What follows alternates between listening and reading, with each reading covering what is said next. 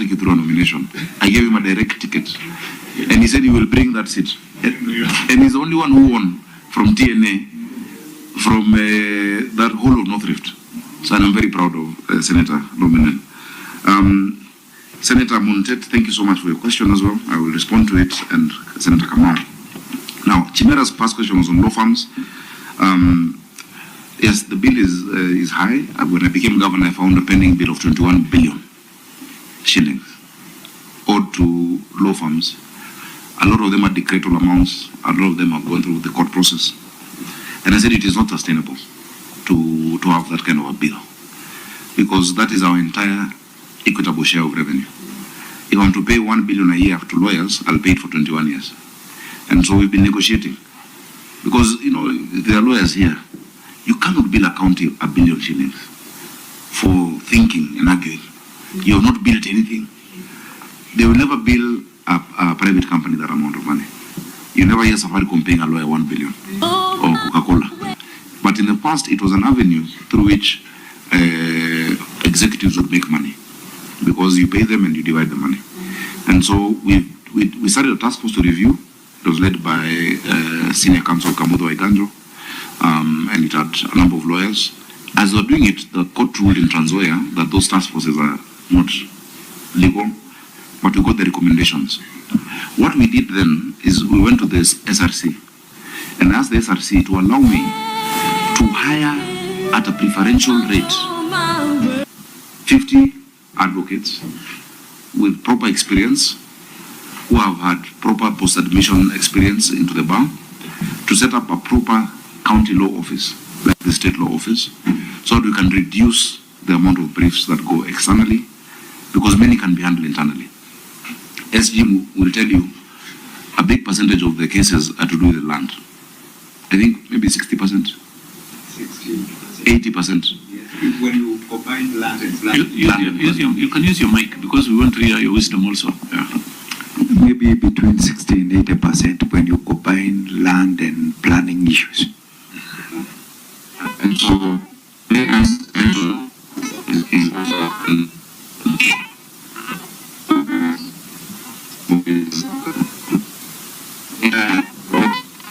problem with your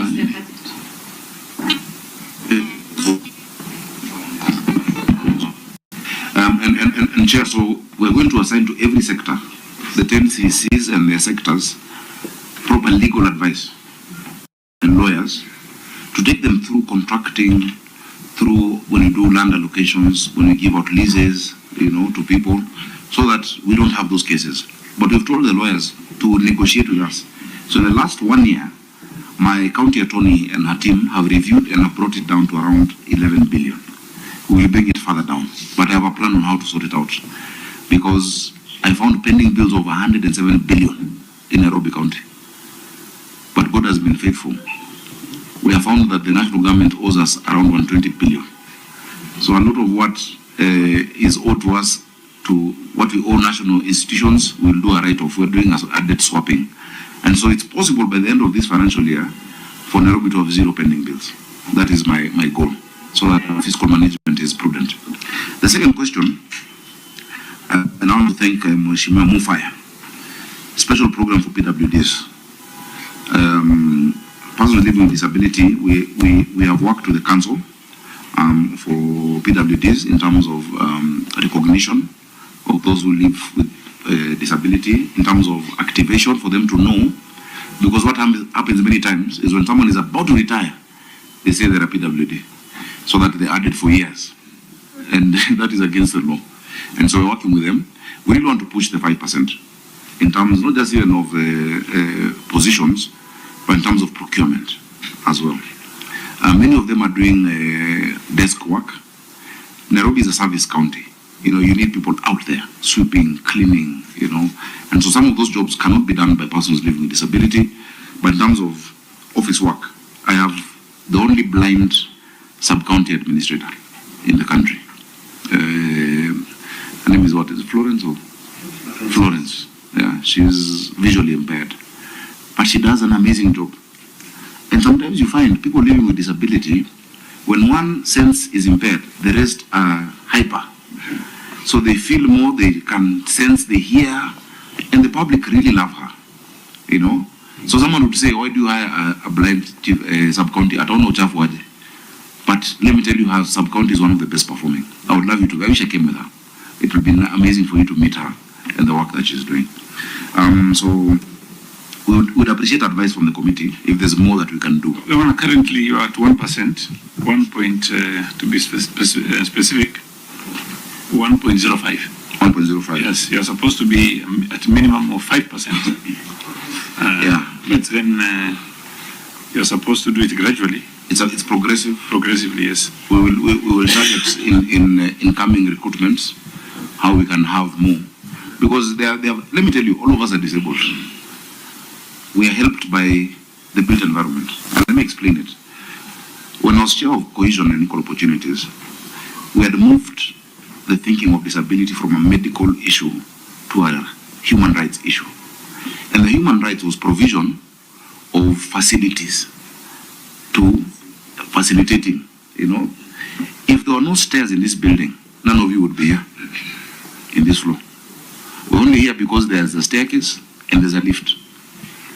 Now, the other person who may not have legs needs a ramp additional. They only need something extra more than you. So you're not better than them. All of us have a limitation. Yeah. Sindio? Ungekuwa hakuna ngazi hatungeruka hapa. So when I got into City Hall, I realized actually someone with disability cannot get to my office. It was not possible because it was just stairs. You know, it's an old building built in 1935. And that time it was the tallest building in East Africa because of the clock tower. But I had to make sure that we put in the lifts on the rear side of City Hall Annex. We make sure that there are ramps. These days when we do our pavements, and I'd love you to take a walk around town, we're doing what we call universal access. That the pavement on our walkways don't end abruptly. They have a gradual slope. So that a wheelchair you can be able to move on a wheelchair. At the intersections with the junctions, you put the dots. So if somebody has a white stick, they can feel that the road has ended over there. Kenya has the best standard that I would like this committee to adopt. It's an ISO certified standard by KEBS on building. It even says the width of the door of a bus, the width, how the toilet should be. We have the best standards of the built environment for persons with disability. And they had presented it to this committee in 2014. I would wish that you invite them to share that so that it can be implemented in the building code for all the counties. So when we build, we think about everyone, you know, 360. Senator Sige, yeah, is handling that matter. Oh, wonderful. Because he has also a disability. I That's think good. it's with the committee, roads committee. Yes, if I'm not wrong. Yeah, but it's beyond just roads. I know. It is in all aspects, you know. And so the committee with the, what we call primacy on that issue is your committee. Because there are some about buildings, there's some about transport, there is some about media, about TV. At least we see they do the sign language. But why don't we have subtitles? In some countries, they made it mandatory. If there's any public service announcement and news, there must be subtitles.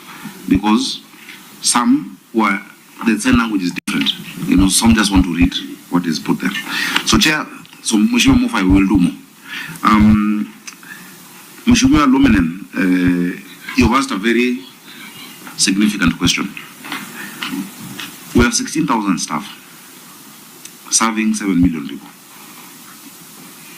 The national government has around 400,000 staff serving 50 million people. We actually need more staff in Nairobi. When I became governor, I found that part of the reason why Nairobi has been dirty, and we're trying to sort it out progressively, was that the last time environmental staff were hired was in the 80s. And so you'd find a whole sub-county, like Embakasi East, I like that example, from Utawala, Donholm, Mihango, you go all the way to Lower Savannah, had 3 women, age 56. And that's where the sweepers. How do you expect the police to be clean? Is to get support. And so we hired young people, Green Army, who have done a good job. You'll find them sweeping, clearing the drainage. Now, the problem that was there was when counties don't receive money, like this financial year, we only got money last week for 1 month. Then the operation and maintenance. So we have the trucks, but they don't have fuel, you know. And so what they've collected will stay by the roadside and the trucks cannot collect. What we're doing now, we're setting up Nairobi Solid Waste Management Company called Green Nairobi Limited, just like Nairobi Water, to ring fence all environmental money. When I was growing up in this city, just here in Ngara, in our water bill, there was a percentage for garbage when you pay water. And we knew every Tuesday and every Saturday, the truck would come and collect that garbage. That is what we're returning in Nairobi. I bought 24 tippers, another energy project, but with China National Electrical Engineering, and they're giving us also 200 trucks. And so that now all of that domiciled under Green Nairobi Limited will make sure this is the cleanest city on the continent. And as we do that, we will employ more young people, and we can even look at those living with disability and women. So 16,321, but it's a service county. You need sweepers, you need doctors. Right now, I need to hire 1,200 medical staff for Mama Margaret Uhuru Hospital. A hospital like Mama Lucy alone has 1,500 staff. That's Mama Lucy Hospital. Nurses, clinical officers, lab, doctors, specialists, oncologists. We have now the first cancer center. Yeah, we have the first eye hospital in this country. There's no public eye hospital in Kenya, but Umoja too, you have it. So we actually need more staff to do it. Yeah, through the chair, Your Excellency, the question was very specific based on the organogram of the county. How many staff are you supposed to have? Yeah, you have the 16,000. Yeah. What was based on the establishment? The proposed? Yeah. I'll ask. You have HR person is here? No, you can, excuse me. Don't shout from there. What you can do is go to the nearest microphone and speak. You are free to speak. This is a committee who listens to people. The establishment. Sorry, Chairman. The establishment has 23,000. Exactly. Excellent.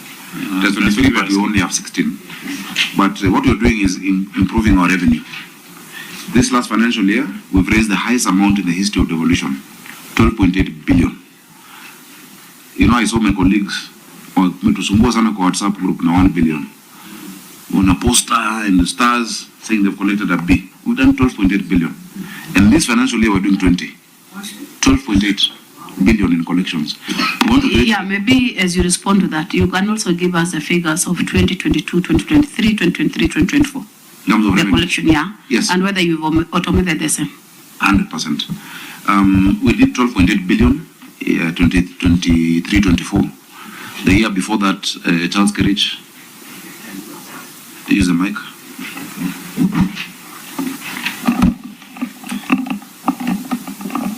The year before that, Chair, we did 10.6 billion, and the previous year was 9.8. So there's a trajectory upward, and of course, previously now there was the issues of COVID, where the revenue had gone down to. You are also still there that time, right? All the years you are there. You are with Sonko. You are with Sonko in various dockets, Chair. Not finance. Yeah. Okay, so. Yeah, so we improved from 8 to 9 billion to 10.6 to 12 billion. We fully automated all the revenue streams in Nairobi. All. You cannot pay anything in cash in Nairobi. I even closed the cash office. You pay through *647# and our website. Now, this is the clincher. Our biggest revenue source is land rates. We have done the 2019 valuation rule. Most counties are in 80s. We did it to set up the valuation court. But you can imagine, we have only 175,000 parcels in Nairobi that we see. Of the 175,000 parcels, there are only 30,000 accounts. And so we're doing collection now. But the Ministry of Lands has 350,000 accounts in terms of parcels. So what we've done with them is to create what we call an API between our system and Ardhi Sasa. When I say this year we'll hit 20 billion, we will surpass it. Everybody, if they carry their weight, and we've said you can pay your rates monthly. It doesn't have to be one sum. So if they have agreed to pay the Krima family. And I told them, before I give you a subdivision, you must pay regularization to the county. I mean it. We're going to hit 20. billion in the 4th month of the financial year. Yes. And our biggest revenue month is January. Before in Nairobi, you would have to go to different offices to get a license. There would be more than 6 licenses. Food and hygiene, pest control.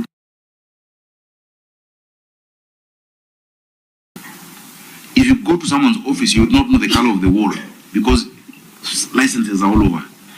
Come to City Hall, oh, this one, go to Tomboya Fire Station or go to advertising. Now it is one license. We have a revamped customer service center. The County Government Act asks all counties to have that. We're happy to have the first one. Please, I would welcome you to come and see it. You would think you're in Barclays Bank or Equity. Everyone is served. Before, this staff used to work in silos. The person doing rates would not know how to bill for advertising. The person doing advertising would not know how to deal with public health. Today, they can serve any issue, including inoculation. And so I think it's a case of how to deal with our customers. I told them the first principle we must have is customer excellence, to be obsessed with the customer, and the customer is the citizen of Nairobi. So we made progress there. Senator Montet, I think yours was on the wage bill. Currently, our wage bill is 18 billion shillings. 18 billion annually. Meaning all the money that we get from the Senate is just salaries. Everything else you see happening in Nairobi is our own source revenue. What we get from equitable share just covers the salaries. When you see a road done, I've done more than 75 projects in the wards. I have built more than 17 kitchens in Nairobi County. We're feeding 310,000 children every day at 5 shillings. They all wear this watch. Tap to it. 310,000 children at 5 shillings. That is our own source revenue. 25%, sorry? 17. We built 310,000 children. The 17 kitchens are in every constituency. The initial ones were a capacity of 10 to 15,000 meals. These new ones, the last 7 have done, do up to 20,000.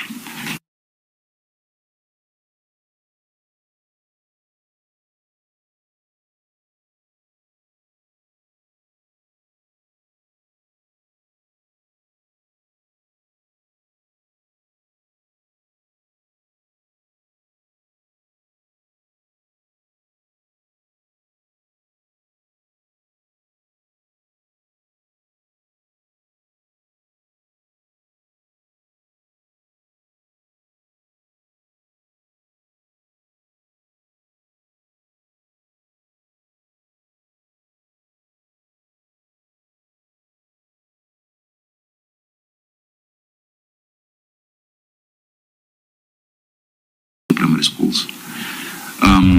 Attendance is 100%. During school days, you don't see street children. They're all in school. And so now we want to step it down to move it now to the informal schools.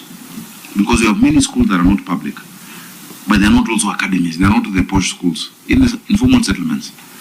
Because from 1992, this county faced a lot of dereliction. When multipartyism came and Kanu lost control of the capital, no school was built. Water was an issue. And so all of that is from own source revenue. That's why when I say I need to do 20 billion, Nairobians understand why we need that 20 billion and 25, and we will do it. Tunasema Nairobi lazima iwork. The age breakdown that you've asked for, Senator Kamau. Did you ask about HR menu? That he moved very fast. I wanted to ask when you were talking about it. I wanted to ask whether you have an updated HR manual. Opiata? That one can be answered by yes, please. Is the Undo Gwiji HR Kenya? Thank you, Chair. We have an HR manual that is being reviewed now. It is with the board. I think they're just remaining with one step. When was it last reviewed? Whatever you are using? Sorry. The one we are using, by the time I joined the county, that is what they were using. So right now it is being reviewed by the board and a team from HR. So we will be able to, in fact, in the next meeting, if there is any, we will be able to surrender it. Or you can, okay. Once you are done with it, you can send it to us. Okay, we will do that. Thank you. There's one thing that I would really urge you also to focus on. I was also the chair of Labour in the last Senate. Counties are not supposed to be ethnic Balkans. There are certain skills that you can't have in all the counties. You can't have 47 neurosurgeons or certain, rheumatoid, there are certain skills that are very rare. What we wanted to do that time was to create like a PSC, so that you can do inter-county transfers. If you're hired in Wajir, you can work in Kisumu. If you're hired in Mombasa, you can also... One of the governors here, that it is within the of governors to come up with that, because if you wait for the we're having our election for Council of Governors. And that is what Senator Chimera has been always asking. I have not presented anything, but I think maybe I should go for it. What do you think? Anyway, Governor, proceed. So we need in the county. Sorry. Now, finally, we have also entities in the city that we have city companies. We have Nairobi Water and Sewerage Company, providing a wonderful service. We've also done serious board. The board chair of Nairobi Water is a youth. Arnold Karanja is below 35. And he has pushed them to drive collections from 8 billion to 10.8 billion shillings in terms of billing and collections. I'm very happy today as we speak. We have a milestone where I'm going to after this. Nairobi has had a water shortage for a long time. We receive 525 million liters of water, but the demand is 900 million liters daily. There were projects that were stalled in water, Northern Collector from Muranga. I've been able to work with the president to pay those on the oil lifts. Today we are connecting the final bit of it from Kigoro and Gigiri to get an additional 140 million liters daily from today. So the areas that have never received money since God made Nairobi, and they've not received water since God made Nairobi, from today they'll start receiving water. Where is that? So areas like Karen, like Ruta, Ngando, some parts of Eastlands like Mihangu, Utawala, will start getting water. They've never gotten it, but they've had the pipes. We'll test it for 2-3 weeks because I want to get the president's diary for him to also join us as we launch. And that's just 140 million liters. What we've been able to do also is to get support from our partners in Korea. Unfortunately, counties can't borrow directly. So the treasury is holding us back a bit, but I've gotten $100 million to do Maragua 4 and Northern Collector 2.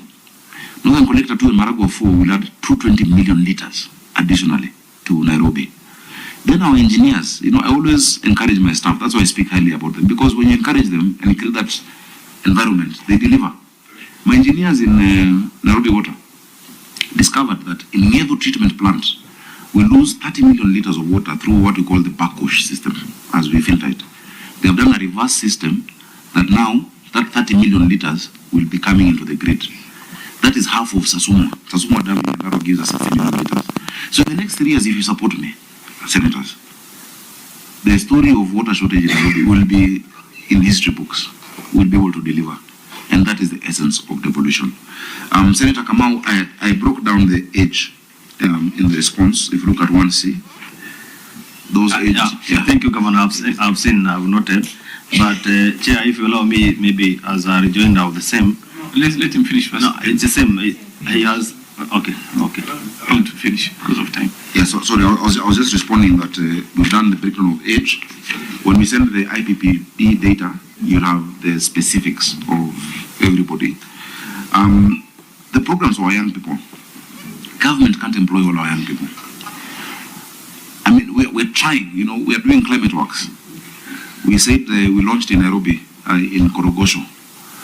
There were 20,000 slots. In 24 hours, 195,000 youth applied. That is a very sad situation. 195,000 applied. In the first hour, I saw a video moving, people saying the youth said, I want to see more, will not apply. In the first hour, 65,000 applied. And so, the biggest threat to our country is not terrorism. It is not Al-Shabaab. It is millions of disengaged, disillusioned young people who have studied, they have certification, they have education, but they're at home. And when they sit at home, they see us passing with guzzlers, they see stories of corruption, they see stories of malfeasance, yet they're home and they have studied. That is what we must address. How do you create opportunities? Through creating an enabling environment for the private sector. Government is not supposed to hire everyone. In fact, if you look at the US now, the debate between Kamala Harris and Donald Trump, it's about big government or small government. When government enables private sector, that's why we're doing our Biashara Fund. That's why we're reducing the license to one. You know, when we enable the private sector to hire and to employ and to industrialize, that is when you will sort out. So it's a macroeconomic issue. Counties are limited in terms of what we can do. I'm glad I asked the president, we must move this number. So we're getting the first 20,000 youth coming on board. Then an additional 10,000 will come and join our green army in cleaning the city. The 20,000 will work on our rivers, Nairobi River, Madare River, and Ngong River, to create a river corridor that even can be used for transit. As I conclude, you can imagine from First Avenue Eastleigh to Westlands is less than 10 kilometers along the river. From Chiromo to Naivasha Avenue, Naivasha Road in Dagoretti South is 10.6 kilometers. If you create a walkway and a greenway with cycle paths that people can actually walk, many people walk to work along our rivers, you will change the city. Nairobi is the only city in the world where the rivers are hidden. You have traveled elsewhere, the river is the frontage of the city. You have restaurants along the river, you have even the Westminster is on the River Thames, if you look at the Danube. But Nairobi, despite it being named after a river, and carry Nairobi, the reason why they did that was the colonialists. If you look at the 1948 master plan of the city, wanted a buffer between them and the poor people.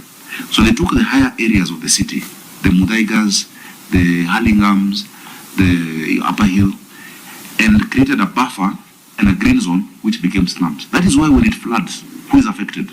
Kibera, Mukuru Kwanjenga, Madare, it is the slums. So we want to invert that and change the narrative of Nairobi so that my Maasai ancestors can rejoice again that Nkari Nairobi is back. Chairman, I submit. Thank you. Thank you very much. Next set of questions, Senator Beth Siengo. Thank you, Chair. I think majority of the questions have been asked, but allow me to refer His Excellency to page 2, and that is on the table part C. The one on part C. Okay, yes. The demographic composition of all employees. I have two questions there. One is looking at 50 to 59. There are 5,398. Yes. Your Excellency, do you have succession plan and a good elaborate one on how to handle that? Then the second question on the same is on 60 and above, there are 74. The question is, are they on contract? If yes, how long is the contract? Then the next question is on page 4. We have number 3 on part D, demographic composition of county executive committee members. Number 3, we have Kikuyus, the Murima, that we are Tungusi. 15. How many are county executive committee members? In terms of? Because it's just lumped together, 15 Kikuyus. Are they,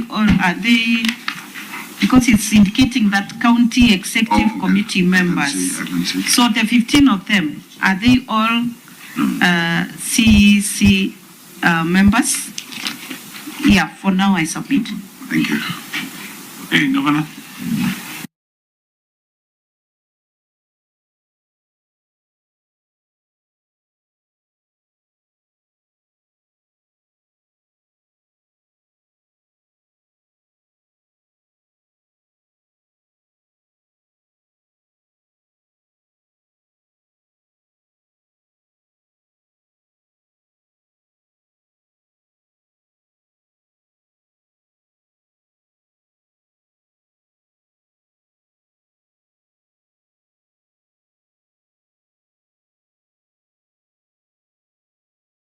skilled person, and that is why he's, is the director procurement is acting. I want to know how long have they been in office. Secondly, Your Excellency, the Article 54 of that on all the appointments that are being made, we have to include the person living with disability. And based on the report that you've given, it shows that we have 0 people living with disabilities. Can you really enlighten, especially the Section 35 states that the Assembly are supposed to approve that you submit with the names of people living with disability. Your Excellency, can you tell us? Don't have a person living with disability on that side, though you also have at least percentage. A number of counties are below 1% in terms of persons living with disability. In the law states that we have to have 5% and above. But I want to say, Your Excellency, that though we are doing it progressively, but in terms of the appointees, you don't have person living with disability. In terms of CCs. Yeah. So, yeah, I think I'm done. I also wanted to congratulate the governor on the issue of the gender, which is giving us a total number of 8,660. That is a good progress. I know the women president has been keen on that, and we also been keen on that because that is an issue that is affecting a number of counties. And I want to say for Nairobi County, I must congratulate you for that. Thank you very much, Madam Vice Chair. Governor, Nairobi County, I want to refer you to the AGBO you presented before this committee today. If you look at 2023-24, you had a budget for capital projects amounting to 12 billion. And another 666 billion, that makes a total of 12.7 billion. Out of those, 30%, like you said or indicated, is supposed to be 3.8 billion. And then you've reserved, what you've reserved is supposed to be 3.8 billion, but you've consumed 1.3 billion. And in a rejoinder, you said, it is important to note that AGBO Group participated in other projects meeting the target of 30%. I think the finance person is here. I think he was trying to play around with the figures. How can you say you've set aside 3.8 billion again, and then you tell us you've given out 1.3 billion? Then it is 30%. How can you work out this way? Even Stanley, one boy can tell you these are wrong figures. Can you explain to us? If you've not met 30%, just say what you've done. It is less than 30%. Let me ask our clerks to work on 1.3 billion of 3.8 billion. While they're working on that one, you can answer these other questions. Thank you. Thank you. And the clarification that I was giving on that was that what you should look at in terms of the budget, the mistake they made on the 12 billion. Actually, this is proper. The earlier response was looking at the entire budget of 42 billion. But I think this is proper now. It's been amended. I asked them yesterday to look at it. Governor, let them work on it first. You answer these other questions because there is an issue. Yeah, they can look at it. I suspect it is 46%. I'm a mathematician. Now, to Senator Beth, President of Women in ODM and in broad-based government, where we're very happy. The 5,398 are above 50. Those are people who got hired in Nairobi, hired in the 80s and early 90s. We have a succession plan. We also have what we call voluntary early retirement that we're working on VER. So those who agree to to live at this point are given what we call a golden handshake, so that we can have a younger, more vibrant workforce. So we're working on voluntary early retirement, and we agreed to take it up so they can pursue other things and invest in business. We were looking for more support. In 2011, before devolution, the World Bank had actually offered to do it for Nairobi. That time it was mayors. They didn't take it up. I picked it up with the last country director, Dr. Keith. Unfortunately, he's been moved. There's a new country director who I will also visit, called, I think, Leah. I'll visit to pick it up. It's the best thing. You know, you want a staff that can operate. If you have like 5 old men sweeping, they will not. You know, and so they end up not doing work, and Nairobians want to be served. And Nairobians are they get dissatisfied very easily, let me put it that way. Your street can be clean every day, and you keep quiet. But the day you see garbage like this, you say, I work, the governor is not working. And so we must keep servicing the county. So those who are 60 and above that you've raised are the persons with disability, mainly, because they're given an extension for a few years. So the 74, you have only persons with disability, some on contract, like I've explained, and now the staff like this guy, who are political appointees, so CECs, my deputy governor, who else is G? You guys should know each other, Yusufia.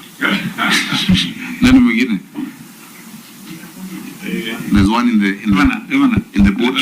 Excuse me, Governor. Yeah. We can give you time by next week. Tuesday, Wednesday. Do you want the names of the people? About Yes. about 60. The 74 of them? Yes. Yeah, we can give you that. Okay. Okay, we can give you that. Okay.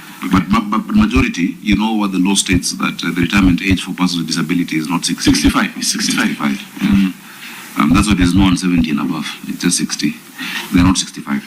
And let me tell you, these people who are above 60, many of them will give you such wisdom in terms of what has been tried and has not worked.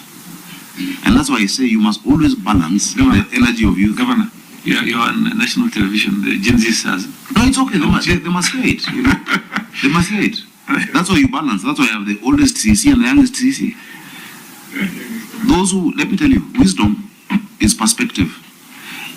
Perspective is bigger than vision. Vision just looks ahead. But perspective looks behind, appreciates where you are, and looks ahead. There's nothing new under the sun. And so you must always mix the wisdom of those who've been there with the energy of the young people. That's how you get it right. And so I really appreciate, SG is probably one of my best CCs, you know. He has saved our county so much money by wisdom, by telling us, no, this land had this problem in 1995. We've saved so many costs because of Laguita here. So, I mean, I could have put a 19-year-old to be in charge of land in Nairobi. Our wage bill in terms of court cases would be hundreds of billions. Is he engineer by profession? No, he's a land surveyor. Yeah. So You have your grandson who is graduated also, isn't it? Land surveying, on land surveying, right? Grandson or granddaughter? Oh. My daughter is aware. Sasa unakataa wasiende huko ndio ukae pale. Oh, no. But you know, Chair, I would want to agree with the governor because. That was just Okay. Thank you. Remember, Article 27 of the Constitution says we don't discriminate by age. There's something called reverse discrimination. The reverse discrimination then is also saying we don't want old people. We have young people. I love the young people. I'm the youngest, probably the third youngest governor. Governor of Nandi is younger than me, and Governor of Elgeyo Marakwet, I think I'm the third youngest. So we have such a young governor, and my CEC committee in average is the youngest, but we also draw wisdom from those who are older than us. And remember, as I conclude on the age, at age 24, I wrote Article 89 of our Constitution when I was 24 years old on delimitation. I was a consultant to Parliament. At age 27, I was chairman of the ruling party of Kenya, TNA, when I was 27 years old. At age 28, I was a member of parliament. At age 32, I was senator. I've become governor. I'm not even 40 years old yet. I'll complete my second term at age 47. And county is 47. So, and you never know what else after that. The world is your oyster. And so we love the energy of young people, but I will tell young people, always respect the wisdom of the old. It is a balance. Senator, Vice Chair, and also Commissioner, I'm very happy because as Commissioner of PSC, you understand a lot of HR issues. They're not always that straightforward. Chair, sorry, allow me to interrupt His Excellency. On the 15, on page 4, Yeah. you have not touched on that. Oh, okay. The 15, I don't want to speak about one community only because we were advised not to touch. But let me break it down. At CCM level, at the CCM level where it is the Waziris, there is one Kalenjin, there is one Kamba, there is one Luo, there are 2 Luyas, there's 4 Kikuyus, and there's one Samburu. And then there's a governor and a deputy, who we say we are Kenyans. That is how it is broken down. The rest are at the chief officer level, where we have almost all communities. We have Kikuyus, Luos, Luyas, we have Somalis, we have everyone at the chief officer level. And really that one, you base it on merit and on what they can deliver. So I will challenge the NCIC. We're the most balanced county. The only other Samburu CECs are in Samburu County and Nairobi. And that is the lady who's in charge of my health, 124 hospital, 30-year-old in charge of school feeding. She's on feeding 310,000 children daily from Samburu County, but grew up in Nairobi. On the issue of CCs and COs, I think that is covered, unless we can still give. That's covered. You can go to the Vice Chair. Madam Joyce, Vice Chair, PSC. Thank you for acknowledging Charles Kerich. Charles Kerich is my strongest pillar in the county of Nairobi in terms of the executive. He is my advisor. He's a CEC. He's been there before. I consult him daily. He's in charge of finance. And let me tell you, what changes many times is the leadership. You can have the same person, ni kama gari, you can't say this car is fast. It's the driver who drives the vehicle. Charles is doing more than he did before with the former governor. Is that true? Yes. There's no other way to answer, and that is why now he has been able to deliver 12.8 billion in revenue and is going to do 20 billion. My staff, especially at chief officer and CC level, are not employees. They're teammates. They work 24/7. You can see my staff, my chief officer for environment, closing noisy clubs, dealing with people who are urinating on road. He does it 24 hours. These people wanajituma because as a leader, your first job is to paint a picture of the vision of what you want and get disciples. Jesus started with just 12. Today, many of us are Christians, And so these people, I see them as gladiators and warriors who support me. On the issue of acting, they're little Sakajas. And I wish them the best. And that's why you don't even see conflict between myself, my deputy governor, because everyone knows their work, everyone is doing their work and sticking to their role, And he was with you guys in Lamu the other day when he came for the funeral of the deputy governor of Lamu. And again, condolences, Senator. Yes, the procurement director is acting, and many others have been acting. When I came into City Hall, I asked them, is this Hollywood? Everyone is acting. It's like a movie. Everyone is an actor. And it's because before then, because of job security and being insecure about people, no one wanted to be confirmed. And they're not confirming people. The County Public Service Board is the employer. The governor doesn't employ. They have all the requests for confirmation. They've been able to confirm quite a number of directors in different dockets. They're doing it docket sector by sector. So, for instance, in ICT, they have confirmed all the directors. They have come to built environment. Mobility, they've confirmed the directors of roads, of transport, etc. So they're moving sector by sector. Governor, when do you expect these other actors to be confirmed? For me, if I was to do it, I'd do it today. But I can't commit a date. Yes. Because it's the Public Service Board, which is semi-autonomous. But the representative of the Public Service Board can tell us when they'll be done. I really want them to Can you finish. kindly tell us, please? Morakisha Yukitu. Where is that person? He's not here. Oh, okay. So thank you, Chair. When we receive the request from the sector for confirmation, then we proceed and do the confirmation. So you are receiving it from where? Sorry? You are receiving it from where? We receive from the sector. They come in different batches. Okay. So as soon as we receive, the board confirms. Chair, this was specific. No, As sawa, about this was who are here. Hapana, ni sawa, ni sawa. Fine, thank you. They have those requests with them. The county secretary who is here sends them. They have the request. I want them to fast track it. Also, go to now the next question. The next question. The county secretary, he was also acting only recently. Before it was Patrick Analo. You know, the county secretary must be approved in the county assembly. I had sent the name of one Jarius Musumba to the assembly. He had historical issues with the MCS. They rejected him. So once they rejected, you start again from scratch. And you must do a process using a firm to advertise for the position of county secretary, which we're going to do. We want somebody to sit on that position properly. And it will be open to all Kenyans to apply for that position. Article 54 of the County Government Act and the Constitution, Senator Joyce, you're right. In the position of chief officers and CECs, again I say, I don't know how to put it. I know there are some who are living with disability, but they don't declare it.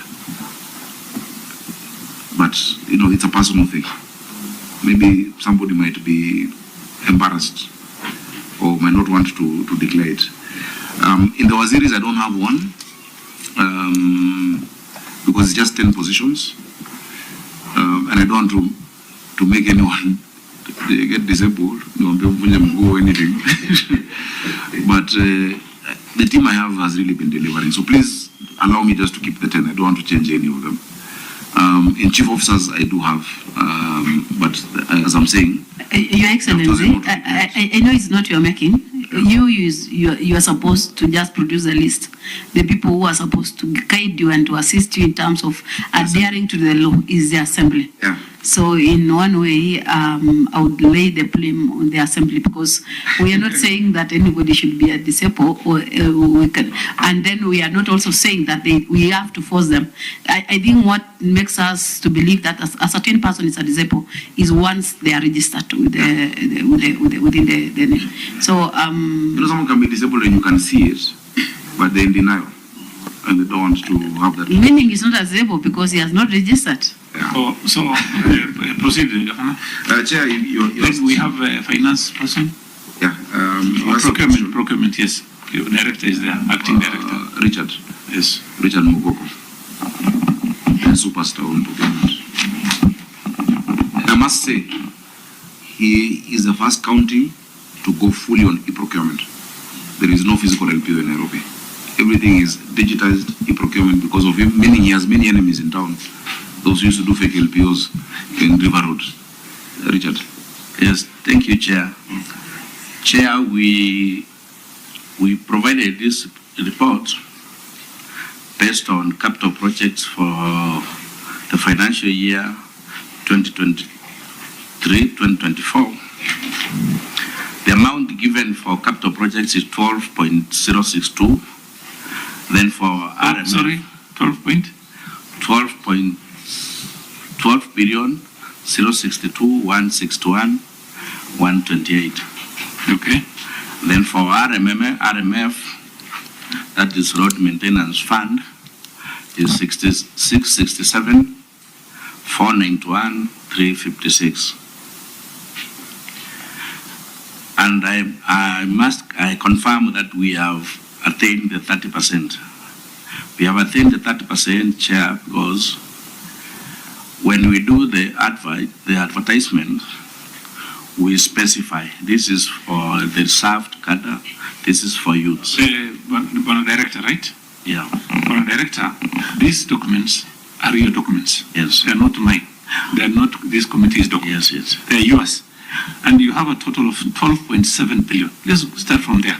Yeah. And then 12.7 billion, 30% is 3.8 billion. Yeah. Yeah. Right? I think I see a 3.5, Chair. Sorry? The 3.8. It's there. Yeah. Right? Yeah. So, but the award was 1.3 billion, according to your documents. Now, that's what I was explaining, Chair. Yes. When we do the advertisement, there are those projects where we reserve for women, for the PWC, and the youth.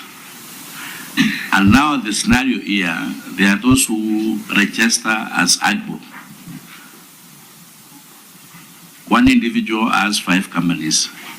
3 are under AGBO, and 2 are in the general category. So they will apply in the reserved area. Bono Director, then is it my responsibility to do these documents? It was your responsibility. The total is 1.371. These are your documents. 1.3 billion is what you gave us. This is what you gave us. You are supposed to give us plus those ones also. Plus those ones. So I will do it by Monday, Chair. By Monday, Chair. Sindio? Yes, that's what I'm trying to get out of you. Chairman. I wish the governor anakuona tu anasema unakosea. I know. Okay, Chair. Yes, vile umesifia. By So Monday, Chair. basically what I'm saying, Yeah. give us the rest also so that you can get up to 3.8 billion. 3.8. That is 30%. And this is his baby. Yes. You've heard him saying. Yes, Chair. The governor said 30% was his proposal to the Senate. And now you're letting him down. Yours is at 10.78. What you've given us, the 1.3 billion, is 10.78. Yeah. And then, Chair, I think from his explanation, he's got the figures. Let's give him time so that at least he can put them together, and by next week he brings the whole figure of 30%. that's what I'm trying to say. So the documents we have here. He has stated here. Yes. He has stated so well that I want to assure you, we're the best performing on AGBO. These people know that's my baby. Yeah. I drove that thing like crazy to make sure young people get a chance. So let him just put the documentation better in terms of what the 1.37 relates to, and even our other entities. We actually Governor, the best. look at the names. Yeah. You mentioned 125 companies Yeah. did 1.3 billion. Yes. So it's supposed to be more than 125, right, my friend? So give us those ones, the company names, and then 3.8 billion. Okay. We'll give you a week to respond. Thank you, Chair. I'll do, Chair. Thank you very much, Your Excellency the Governor. I'm grateful. Members? yeah, I think Chair, we have deliberated on a number of issues which are affecting Nairobi County. Your Excellency, we want to just thank you and Before 1 minute, I forgot something, Governor. A very important one. You've mentioned something very important. Biashara Fund. Yes. I don't know if you've put 1.5 billion or you want to put 1.5 billion. We have Nawiri Fund. Nawiri Fund. This is from the governor of Trans Nzoia. He had put about 100 million, and it's a revolving fund. If you have an LCO, or LPO, or an LSO, you go through that fund, borrow money, and when payment comes, it goes through the same fund. So, can you tell us, this Biashara Fund, is it doing the same formula or system? You see, thank you, Chair. I'll sit down with my colleague from Trans Nzoia and tell him how that 100 million can become 1.5 billion. Because what I've put is also 100. Banks, the work of banks is to give loans. But banks give loans based on risk and interest. So the 100 million that I passed in assembly is interest and risk. From that 100 million, KCB is giving us 1.5 billion. So it's 1.5 billion that's available, but the taxpayer money is 100 million. So I will tell you, because that's also my village is Kitale. So you know, now he's been doing Tawe so much, he's forgetting some, but he's a brilliant guy. He's my good friend. But, these documents were very good. Wonderful. And presentation was as good as yours. Now, people from Kitale are like that. Yes. Yeah. So if you have your final comments. Yeah, thank you, please, Chair. Everybody under 1 minute. Yeah. Please. I really want to appreciate His Excellency and his team. They are doing a fantastic job. I can see as a vision. Please keep focused. Thank you. Thank you. Thank you, Chair. But please, before I appreciate the governor, because in a summary he's done it very well. Please let me just ask this. I don't know where we went wrong as a people of Nairobi, because I'm sure you've been to Rwanda, and all these people have been to Rwanda, and Rwanda is looking clean and beautiful and nice. Is it that we are a punitive country that people decide to just go against what regulations are put? Is it that we don't educate our people? Where did we lose it, and where did we go wrong? Let me You can answer very quickly. Yes, please. Under 1 minute. First of all, you know, I'll give you time to. Okay. Okay. I think, His Excellency, please, I think not, you should sacrifice your political patience and declare Nairobi. Forget about what people say about you, have been saying and all these things. Just say you want them governor, and then you put systems in place. I agree. Yeah. And this country is going to remember you. You know, there's a lot of mess in this country. I mean, you see, just the other week, Chairman, the other week, we were relocating traders who are on the road in Marikiti. Women who sit on the carriageway. Trucks that are in the middle of the median. You saw the political interference that was propped. I said, no matter what political interference, go there today. They're not there. Yeah. We were relocating matatus here, and they had agreed. The long distance matatus going to Trans Nzoia, to Kisii, that use Wayaki way, to just come straight all the way to Green Park. You saw the political interference. What we've said is, for us to make Nairobi what it must be, we will not pander to political whims. We will do the hard thing, the right way. That is how we will have a clean city. So apart from the issue that I explained to you, on because clean city is three things. One is manpower, two is equipment, three is operation and maintenance. You must have fuel, you must have all that. When exchequer doesn't come, everything we collect in Nairobi goes to paying salaries.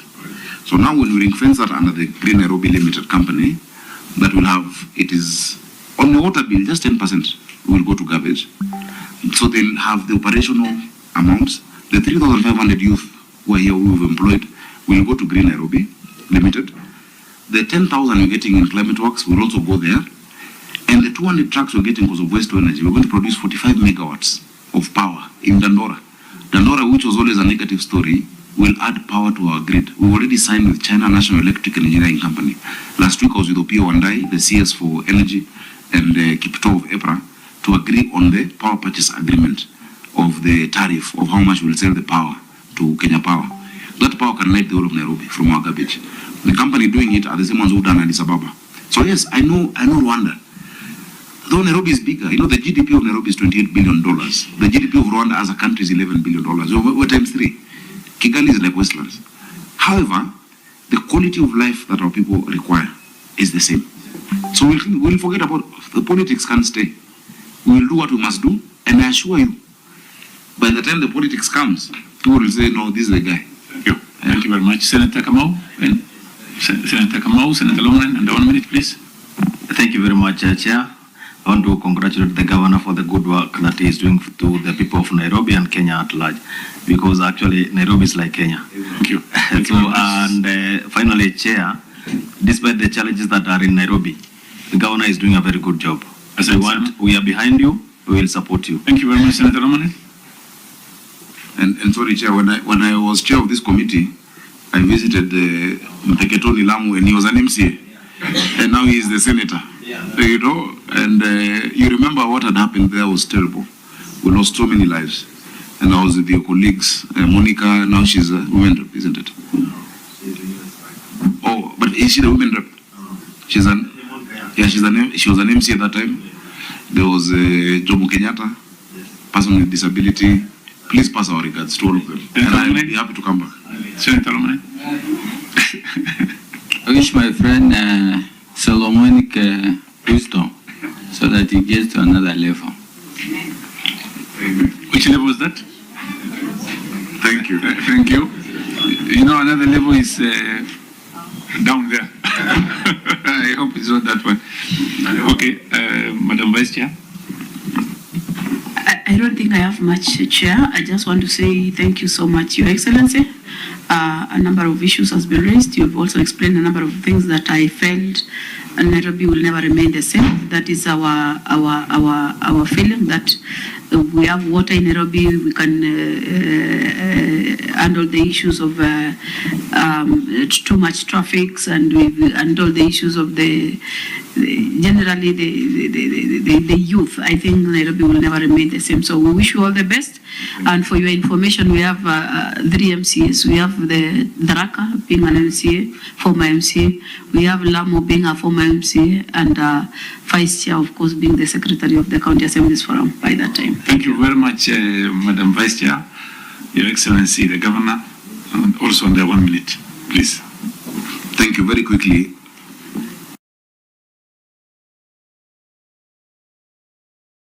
What you're doing. This, for me, is a dream come true. That you can question. So you must not call PSS on the 30%. You must also call heads of parastatals on the 30%. Let's give our young people that chance. So I'm very proud of what you're doing and the committee members. Thank you. I really must acknowledge the Senate. The Senate of Kenya is doing a great job supporting the evolution. You know, I've been a senator longer than I've been a governor. So I am always batting on your side. You have an assignment coming soon. Please do the right thing. As always, you know the assignment. You know the assignment coming. Help us as a country. Help us as a country. Finally, I can assure you will set the best political environment in this South. That one we count it down. 60 out of 67. Finally, Chair, I just want to ask members of the Senate, as well as the people of Nairobi. I've been governor for now just 2 years. This county of Nairobi had gone into a free fall. Remember, we got NMS, which left us with pending bills of 16 billion. There was always violence in the assembly. You remember removal of speaker, mafiri-firi, all those things. Nairobi was always a war zone. There was even a police post in the assembly. These are the first 2 years of peace in Nairobi County. I ask for patience. We're going to make this the best city in Africa, Africa's capital. It'll be clean. It'll be a city of order, a city of dignity, a city of hope and opportunities. And for me to do that, I need the support of the Senate. So please shield us. Please fight from our corner. Please protect the counties. Thank you so much. Thank you very much, Governor Nairobi City County. I just wanted to share with you this document. It came today to us from Kakamega County. And it's not, in fact, it is to your county secretary, the acting county secretary. Look at this document. Nice. The content also very good. Yours contents are good, but you need to do something nice and better, please, because this is Nairobi. It's not Kakamega. That's number one. Number two, we've asked for some documents for procurement. Kindly, please, when you give us those documents, make sure you liaise with your county secretary and give us something good. The contents are very good. Even representation, the way he presented documents are very good. He has been represented by very good people here, able, highly qualified people. That's also a plus. Your Excellency, Governor, I want to thank you for coming and your team. You have a very good team, experienced, highly experienced team. And you need to do better than Kakamega at least. So having said that, Kakamega is my ancestral home. Yeah, that's my grandfather and grandmother from there. So I'm happy that Ferdinand Fernandez is doing good. Governor, we got some documents from counties like Makueni, very good documents. and also programs. You have very good program, I know, but not documented here. Please, if you can add those ones also, we'll appreciate it. Then the other county of Trans Nzoia did very well, and also Kitui County. And we expect that kind of quality work from you. Having said that, let me thank my members, the media, and also your team. Asante sana, hoping inshallah everything goes well. Tunataka Nairobi County to be one of the best counties in Africa. Thank you very much. The media normally come like this.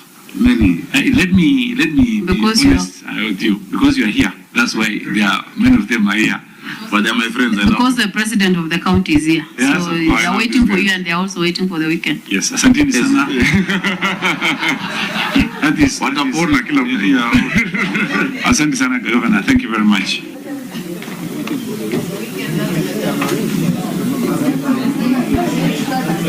Chair. Sorry. I forgot to say. Sit down. I forgot to say. Wait, before you say anything, you've just told me something. By the way,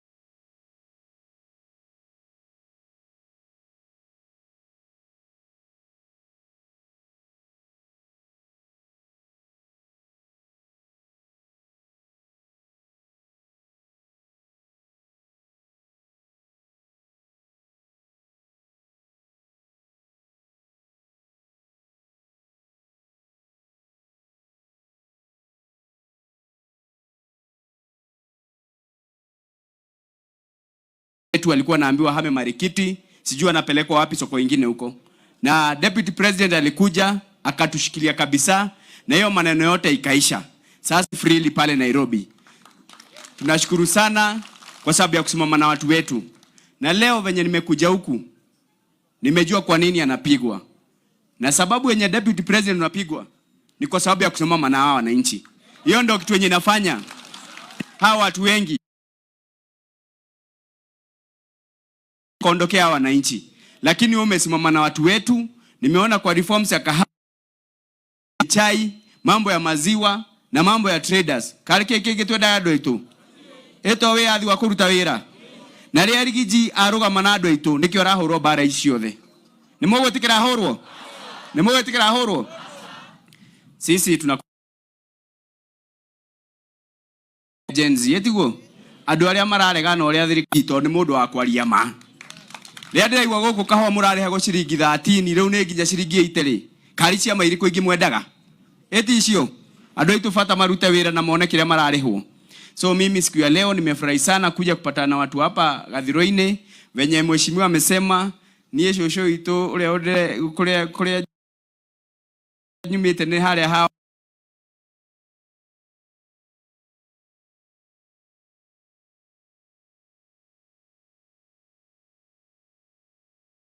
waje ni kũrĩa Gathirũ-inĩ ngagĩthomera haha Kĩbico IJG kĩere-inĩ no ngĩkĩre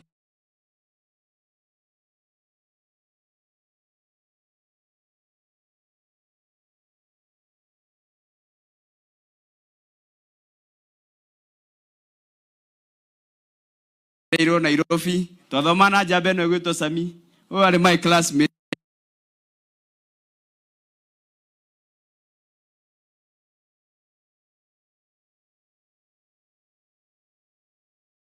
Na mulichagua.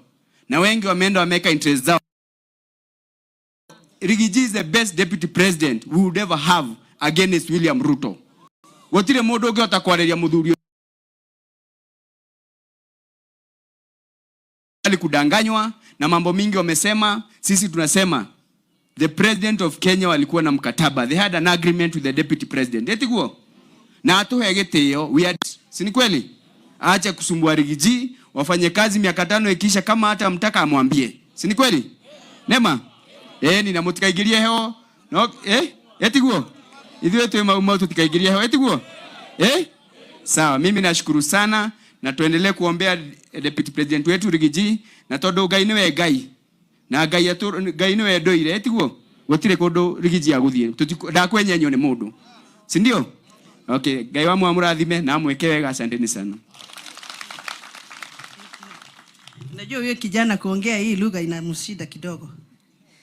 Ukimwambia agurumishe Kiswahili anaendanga sawa. But I'm very happy to have young members of parliament who can stand with confidence bila kuuziwa uoga. Si mnaona huyo kijana ako sawa? Mwago ako sawa? Aendelee asiendelee? Basi wacha tumwalike mama Simba kutoka kule Maragwa, anaitwa Mheshimiwa wa Maua. Wa Maua. Wa Maua.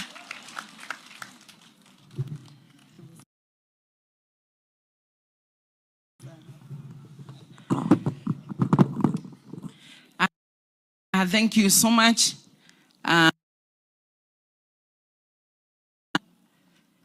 Kwa kunipea nafasi kupitia kwa the Deputy President His Excellency Rigathi Gachagua, wajumbe wale wote ambao tumekuja nao, pamoja na wale wa county ambao mumeshikilia maneno ya agriculture vizuri sana, na kamati ambao imeongozwa na Murege. Hata nyinyi mumeona Gen Z wanaweza.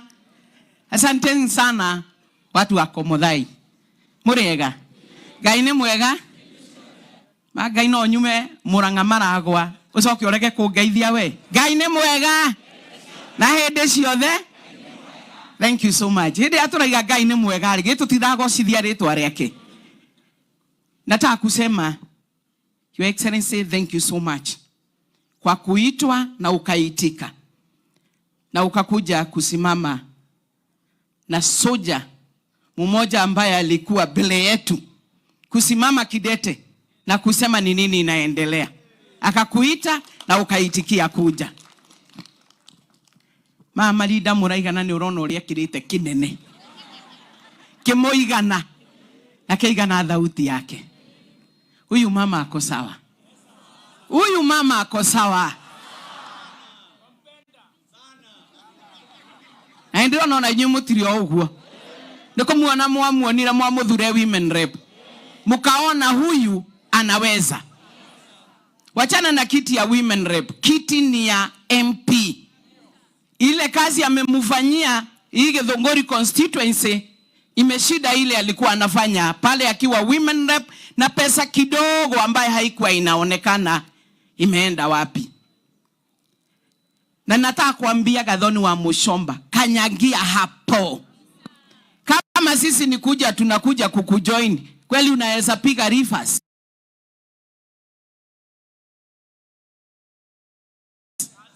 Sini aende akiendanga ashikirie Githunguri, naone kazi imerainika.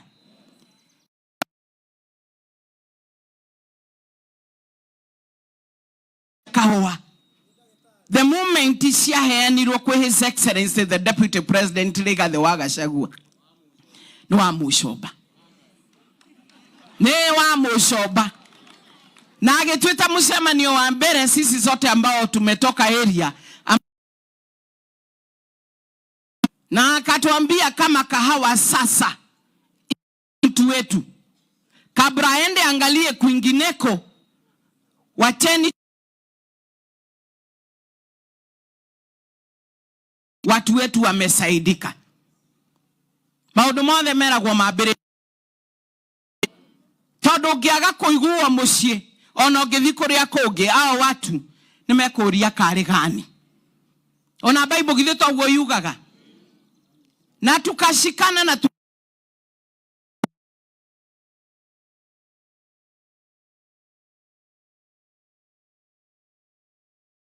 kahawa. Kwa agikorwo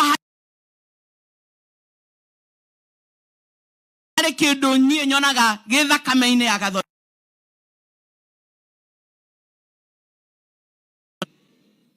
hindi yo githei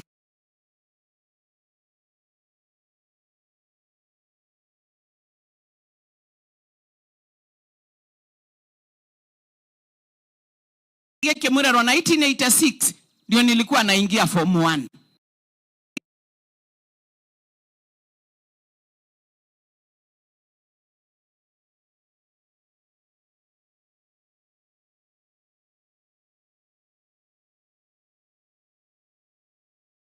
Ni ya kucheji tu management, kuweka watu wazuri.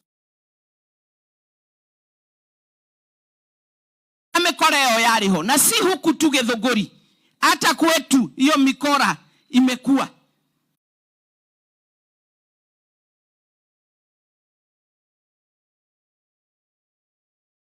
Aliagi makorofia kama kwetu avocados ni mingi.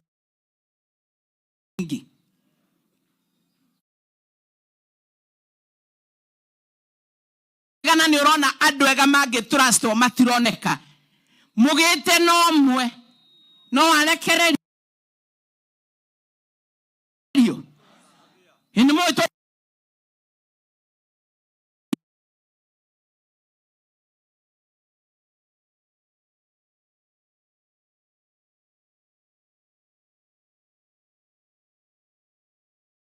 na unaona ndio nimemfuata todo ni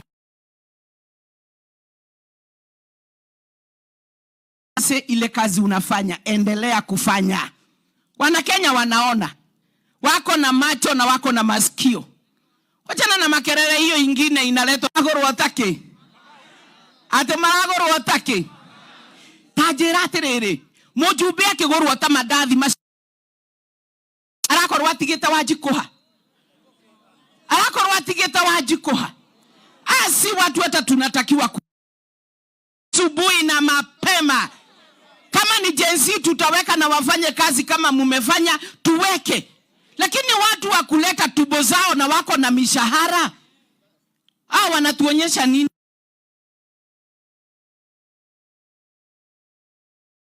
Kukwenu huyu Kemani Ishongwa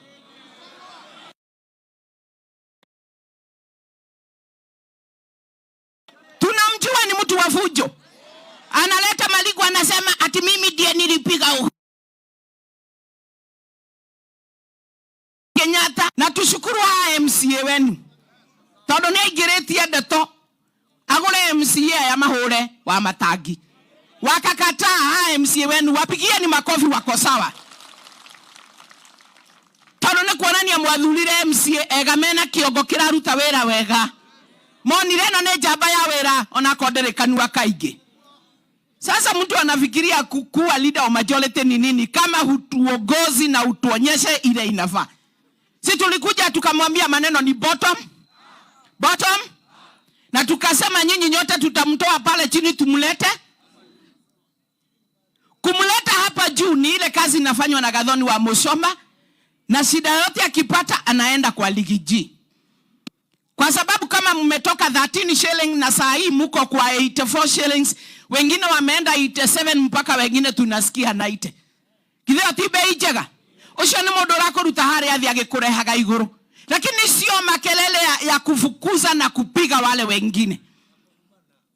Sasa matusi tutaweka kwa sufuria tupike tukule.